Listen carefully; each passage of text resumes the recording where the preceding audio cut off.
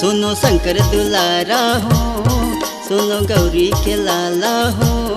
सुनो शंकर दुलारा हो, सुनो गौरी के लाला हो। स्वामी सुनली हमर गुहार, पापी चोलाला हे गणराजा कर दी भोले पार। पापी कायाला हे गणराजा कर दी भोले पार।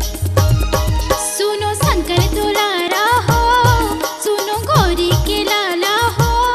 सुनो शंकर दुलारा हो, सुनो गौरी के लाला हो। स्वामी सुनले न मोरो गुहार, पापी चोलाला हे गणराजा कर दिया भोले पार। पापी चोलाला हे गणराजा कर दिया भोले पार।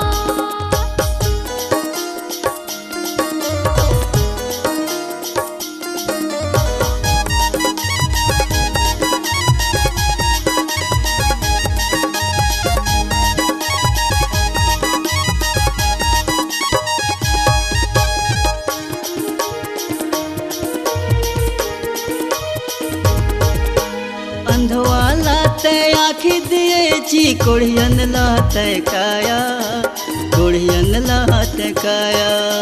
रिद्धि सिद्धि के स्वामी कहाए, बड़ा गजब तुर माया, बड़ा गजब तुर माया।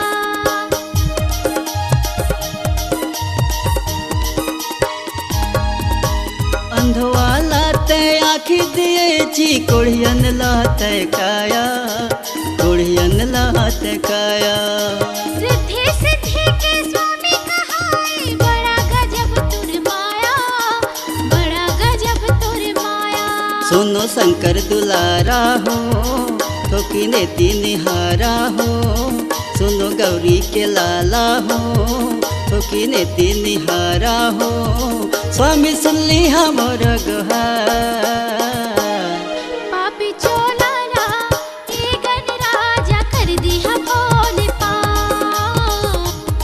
पापी कायाला हे गणराजा कर दी भोले पार। सुनो शंकर दुलारा हो, सुनो गौरी के लाला हो। सुनो शंकर दुलारा हो, सुनो गौरी के लाला हो। स्वामी सुनले न मोरो गुहार,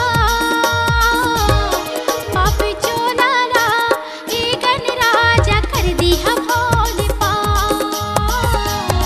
पापी कायाला हे गणराजा कर दिया भोले पार।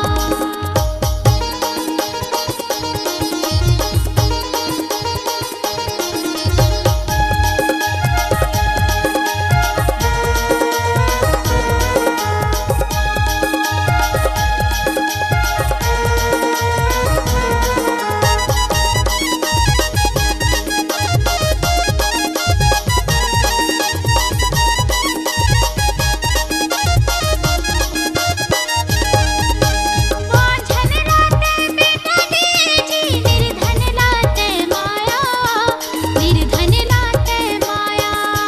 सब देवता के ते वरदानी, गजमुख स्वामी कहाया, गजमुख स्वामी कहाया।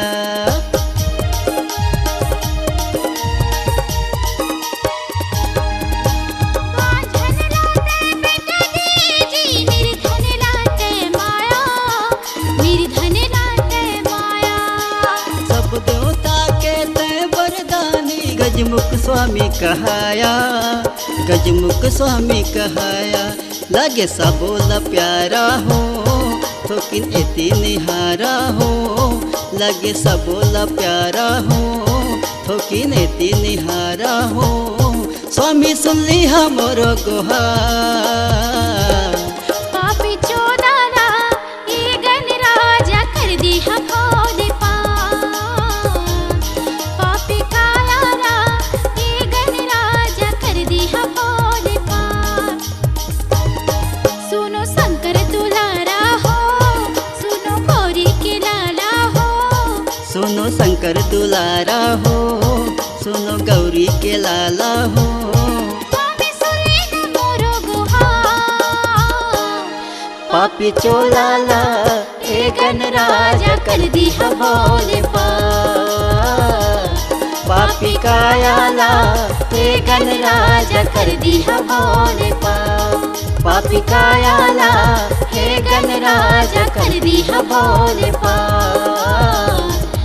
पापी कायाला हे गणराजा कर दिया भोले पाप।